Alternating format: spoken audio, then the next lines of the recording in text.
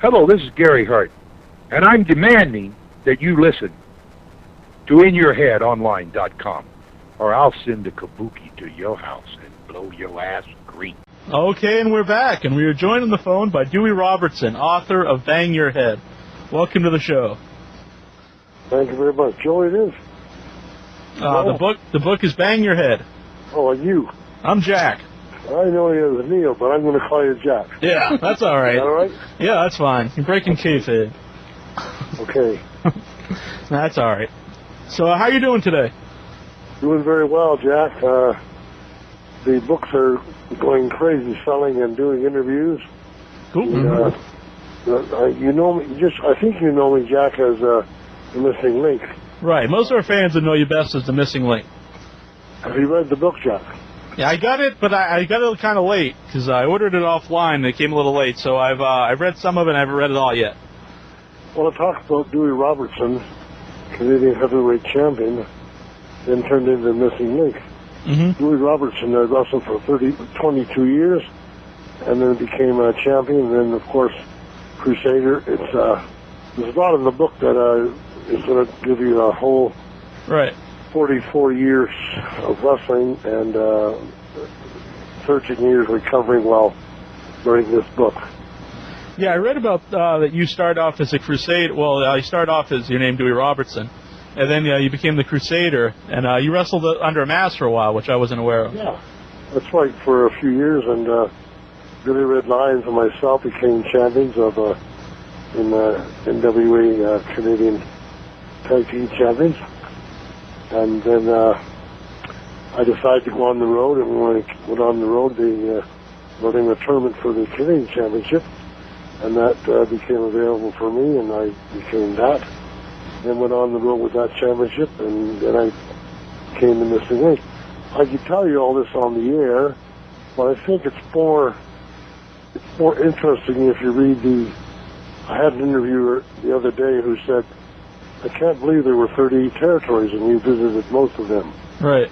This is the theme of the book, where there were territories that my friend Jimmy Slipper said, get on the phone and call somebody when you want to change territories. Mm-hmm. And as I watched wrestling from Marigold Arena in Chicago, black and white TV, I later began to wrestle in Pittsburgh, my first territory. I had wrestled guys in Chicago. And Crusher, the Bruiser, and, Hans Schmidt, and many, many more that the wrestling fans of today maybe don't realize, and yet there may be some people out there listening to your show who will identify with some of the people that I mentioned in this interview. And then I was in Kansas City, and I sent a fellow to a friend of mine, Cousin Luke, it's in the story too also, where I said, go to Texas as the Mongol. He shaved his head and did very well. I joined him a year later, and Ernie Ladd, Ken Mantell, called me The Missing Link, and I became The Missing Link. And then went on to WWF, who were right up in the Sports Illustrated, and many fans who are listening now knew me as The Missing Link. And I'm going through very quickly as to what happened to me, getting cancer in my kidney through the steroid alcohol, and my drug of choice was marijuana. And 13 years later, I went down, and I've been in recovery, still wrestling. As a matter of fact, I just finished the other day through this book has caused me to go back into speaking. Mm-hmm. After 44 years wrestling, I decided not to wrestle anymore and carry on with my speaking tours to let people know about what happened to me in my life when I picked up I was 38 before I picked up marijuana, and my life in 13 years hit the bottom. Mm-hmm. So it's kind of a different book. It talks about the addictions and the characteristics that turn into defects, anger and resentful and impatient, greedy, selfish, all those things that we identify with, and I just turned into an ugly person, the good, the bad, the ugly, and the truth. The truth being a part about recovery. which is most difficult. So you're talking to somebody now who's kind of, you never recover, but I've been very, very well. Made a bit of a comeback in wrestling and carrying on with my speaking engagements. And, things are better for me now. It's J.C. Dillon wrote in his book, His Life After Wrestling. Right. I want to say to you right now, whether you know it or not, I think the number's up to about 88 or 89 guys who've died before the age of 60, all from abuse of whatever abuse they had, drugs or steroids, or alcohol. They started in their 20s and 30s, 40, 50, 40 years older, and some of them made 50. So it's a...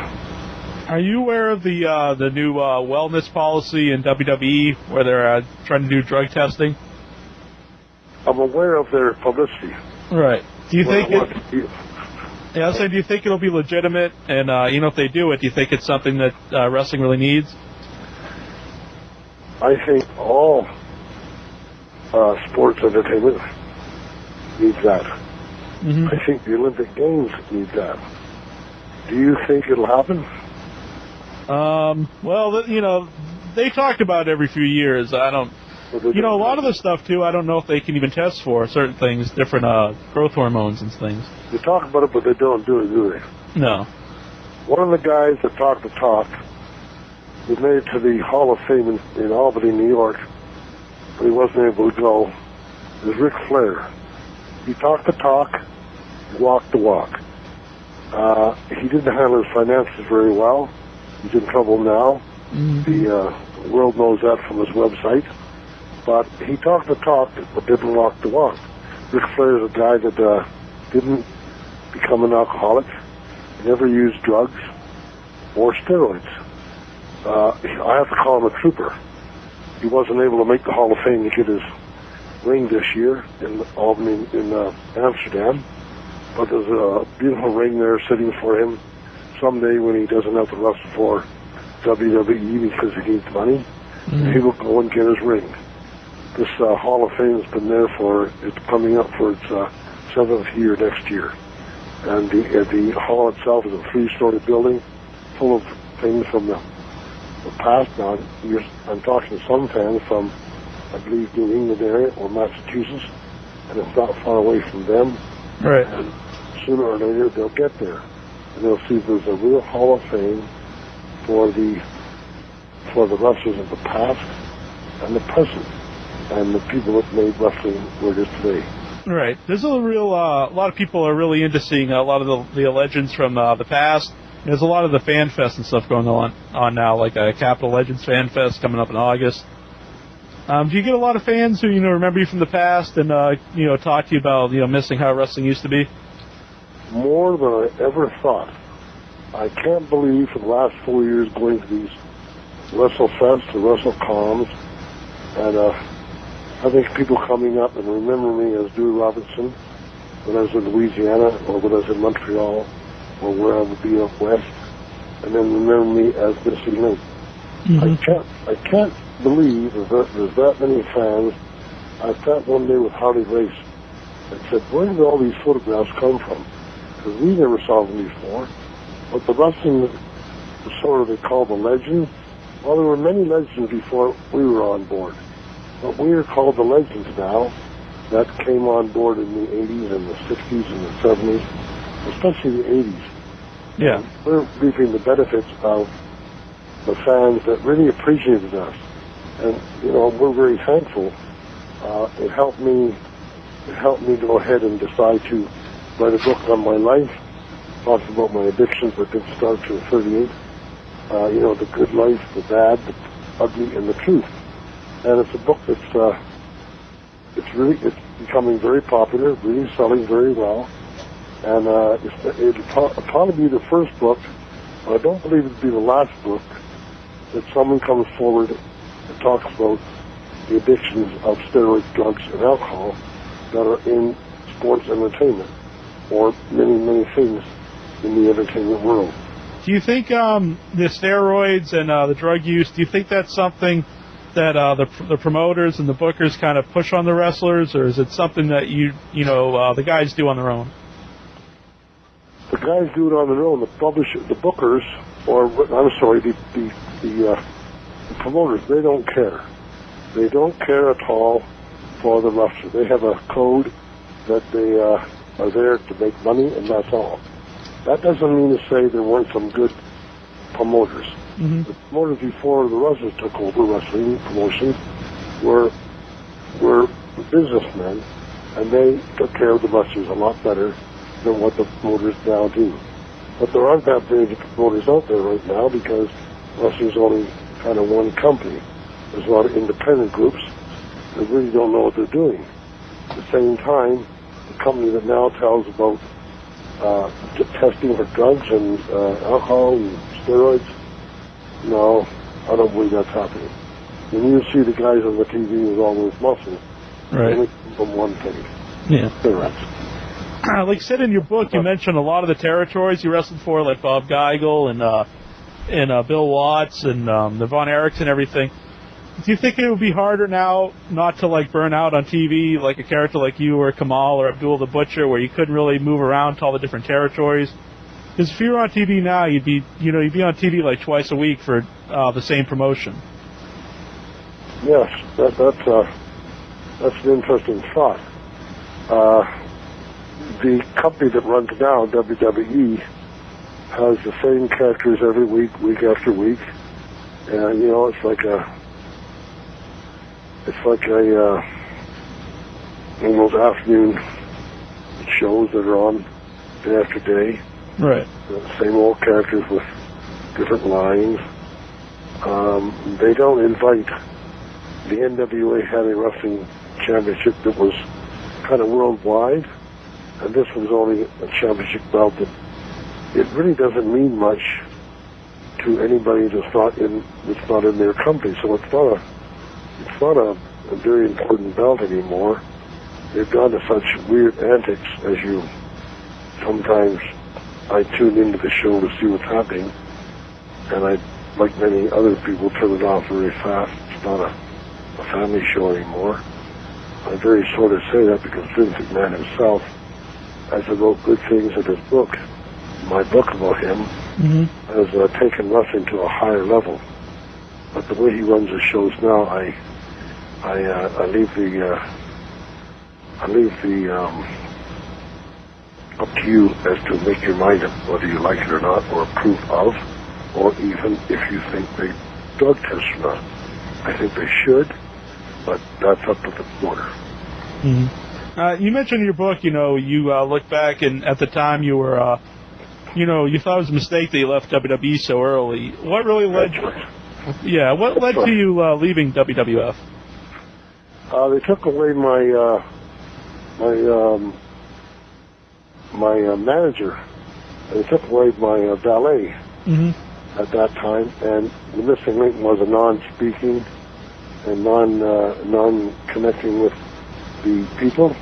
He was in his own world, and he needed someone to be with him almost 24 hours a day to handle his tickets and take him around, and they took all that away, and I made a bad choice.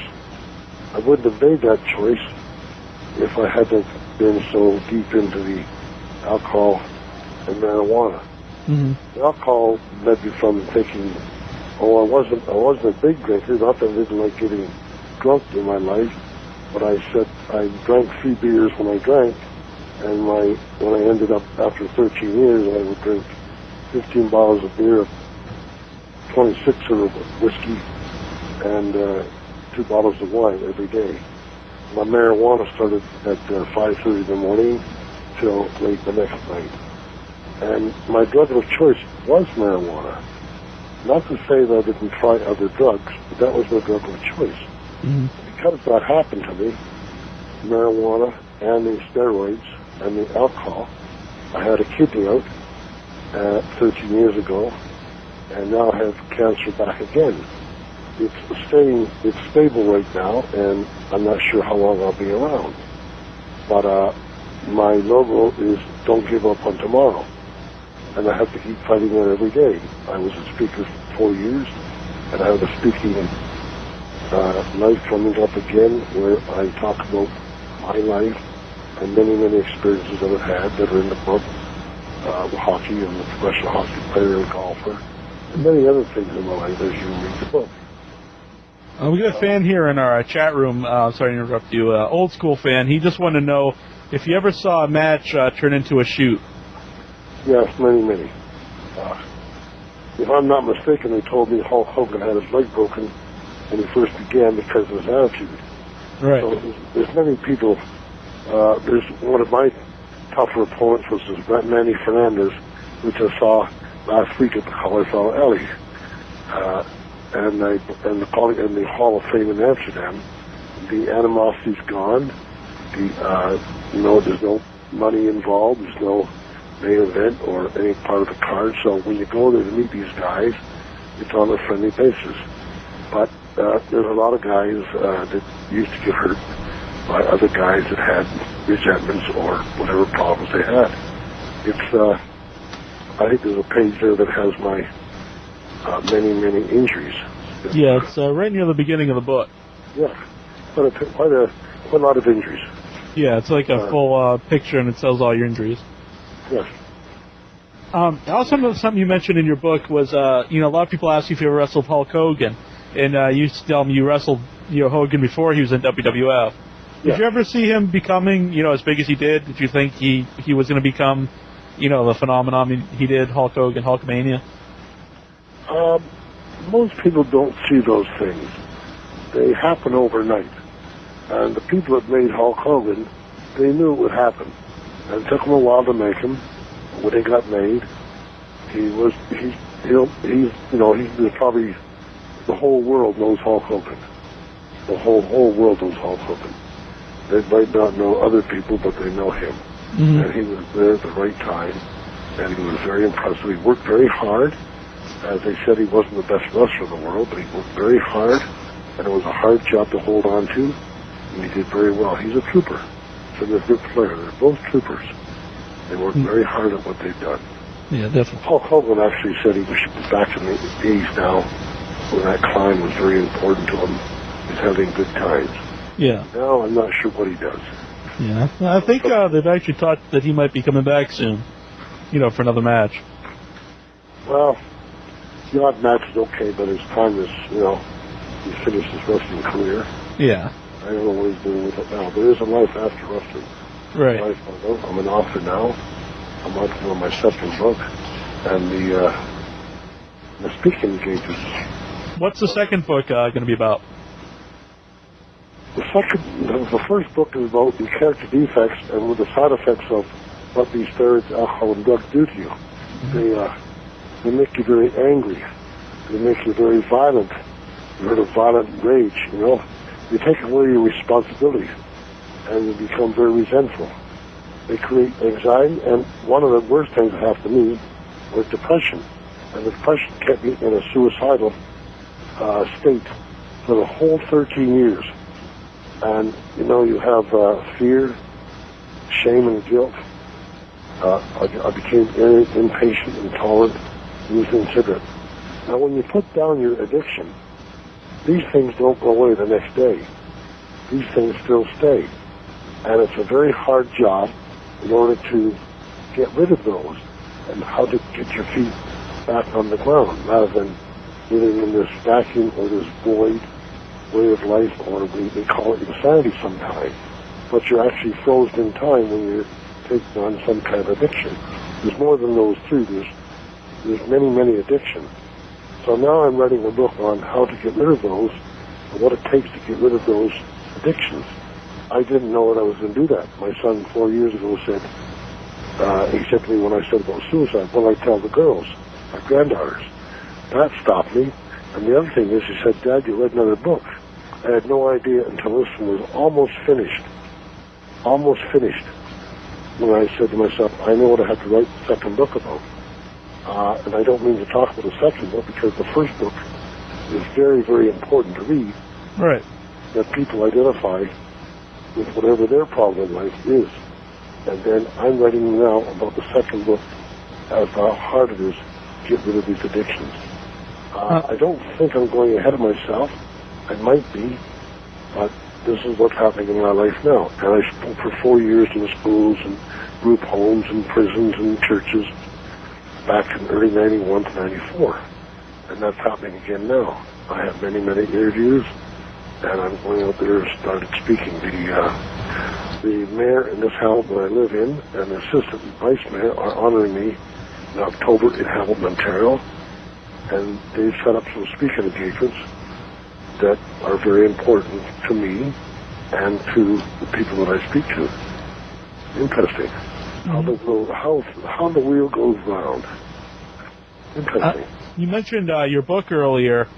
I mean, your son, Jason Sterling, Jumping Jason Sterling. Someone wrote in a question, Brian Alvarez. You want to know how he was doing. He wrestled him once. Jason and Mark, they used their mother's last name, Sterling, and Mark started in Kansas City and went out to Texas and Florida. Jason and Mark were tag team, and Jason loved him. He was just one. They're both great wrestlers, but Mark gave it up earlier than Jason, and Jason actually came back to Canada and ran a wrestling school. And he's not doing that now. He lives on the West Coast, and he has a great life with his daughters and his wife, and life is in Quebec. There's the same thing going on. There's not many places for a wrestler nowadays to make a complete living. There's the odd shows on the weekends, independent shows, which I've been on for the last 4 years. Until right now, I've shaved my beard off. I'm back to being Dewey Robertson. I saw you, like some pictures of you where you wrestled, I think, just like last year, and you're still in really good shape. Yeah. I've been in my life for 46 years training, and so I still keep training and still keep in good shape. I watch my diet, train very hard, fighting cancer for the second time, but I'm still around. You tell by the age of the book, I'm 67 years old. Like you said, I still dive off the top rope, but I've given that up now, as we speak, 3 days ago, to go out and talk about my life and the very important part of speaking to groups, different venues, to help people who are having a hard time relate to what my time was, and maybe they won't make so many bad choices. That sound good to you? Yeah, very good. Do you have a question from the message board, Incher? Sorry? Incher, we have some questions here from the message board, from the fans. Go ahead. Tim Miller, he asks, how did Ted DiBiase change your life? Ted DiBiase came along at a time where I was suicidal, and he took me to an international wrestling conference for athletes in Phoenix. And he helped me get to know God a lot better. I knew God before that, but I didn't really get to know God as well as what Ted did before me. Ted's gone back to WWF right now, and so I don't know what he's doing with his Christian life, because I think it's been pretty hard to be a practical Christian while working in the WWE. How about you? What do you think? Yeah, you think it would be kind of a conflict of just thinking his moral beliefs, I would think, but... Well, he went out and slandered this man for 5 or more years, and then all of a sudden he's back working there. Yeah. That's the one day where the man can be bought. How much do they pay you? And he said, none of your business. But I had to thank Ted for what he did for me. I'm publicly doing that on the air, so thanks to you, Ted, for helping me out. One of our fans, Stuart, he sent in a question. What do you think of the original Missing Link, Tampero Firpo? And he saw him wrestle in the late 60s. I met him and had to wrestle him many times in Detroit and Toronto. And he was certainly, if you check my website out, you'll see the evolution of the Missing Link, from the evolution with the monkey and the gorilla and so on. Right. And they've got a website designed for me, a brand new one, with that there, and I'm this caricature of the Missing Link is on that website. Dewey Robertson, Dewey the Missing Link.ca is the website. Okay. It's still under construction, but it's open now. I'm still getting hits on the email, which is Dewey the Missing Link at simpatico.ca. and I'm changing things and rearranging things. And your transcript, I hope you send me one. Yeah. Will be on that website. Oh, definitely. As many other things are changing in my life. And I'm going to take time to thank you right now and the fans for appreciating what professional wrestling has done for them.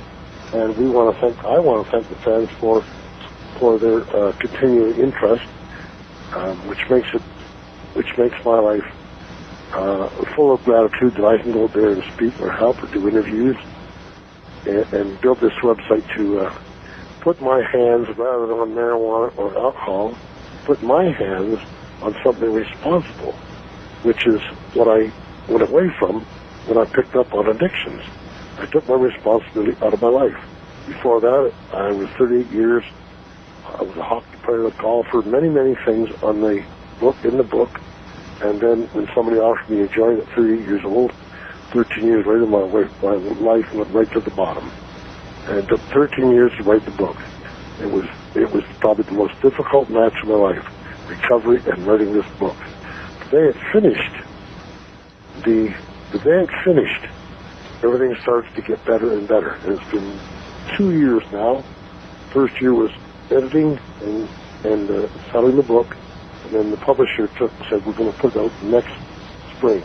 That took almost a year. And it came out this month. This is May. It's been out its first month.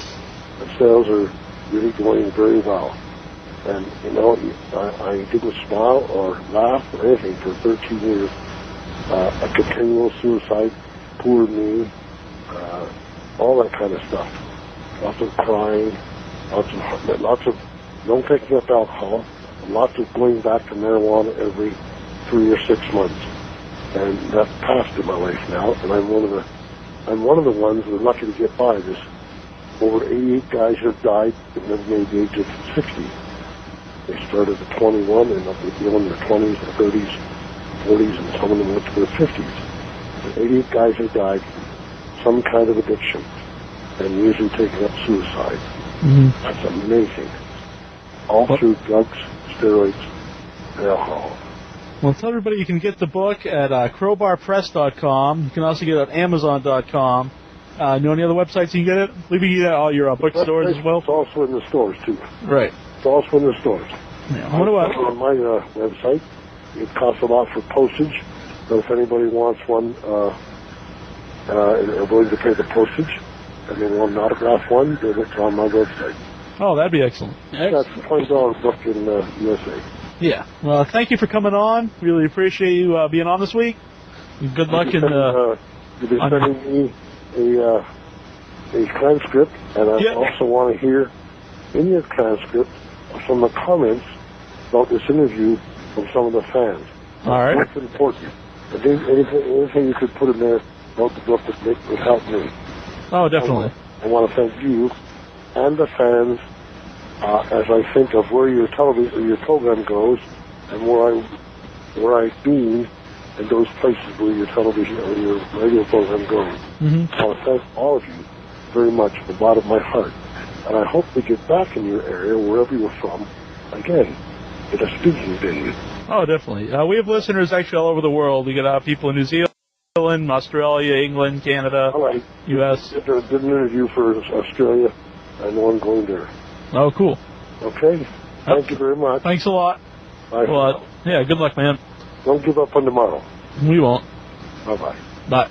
Hello, wrestling fans. This is the Ugandan Giant Kamala. Y'all remember me?